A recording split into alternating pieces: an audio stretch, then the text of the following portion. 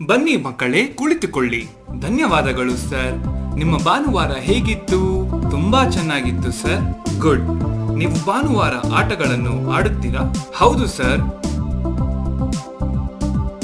ಓಹೋ, ಸರಿ.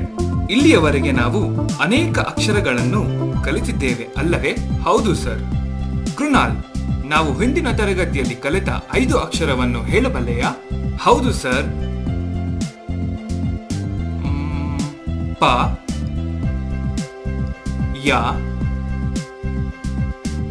ದ, ಟ, ಚ. ಸರಿಯಾಗಿದೆ ಕೃಣಾಲ್. ಅದೇ ರೀತಿ ಇಂದು ನಾವು ಕೆಲವು ಆಸಕ್ತಿದಾಯಕ ಅಕ್ಷರಗಳನ್ನು ಕಲಿಯುತ್ತೇವೆ. ಸರಿ ಸರ್. ನೀವು ಆಟಗಳನ್ನು ಆಡಲು ಇಷ್ಟಪಡುತ್ತೀರಾ? ಹೌದು ಸರ್. ಇಂದು ನಾವು ಊಹಿಸುವ ಆಟವನ್ನು ಆಡುತ್ತೇವೆ. ಸರಿ ಸರ್. ಹಾಗಾದರೆ ನೀವು ಸಿದ್ಧರಾಗಿದ್ದೀರಾ?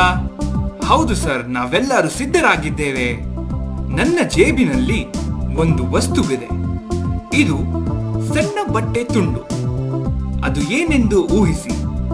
ನಾನು ಹೇಳುತ್ತೇನೆ ಸರ್. ಸರ್ ಸರ್ ಅದು ನಿಮ್ಮ ಕರವಸ್ತ್ರ ಅಲ್ಲವೇ ಸರ್?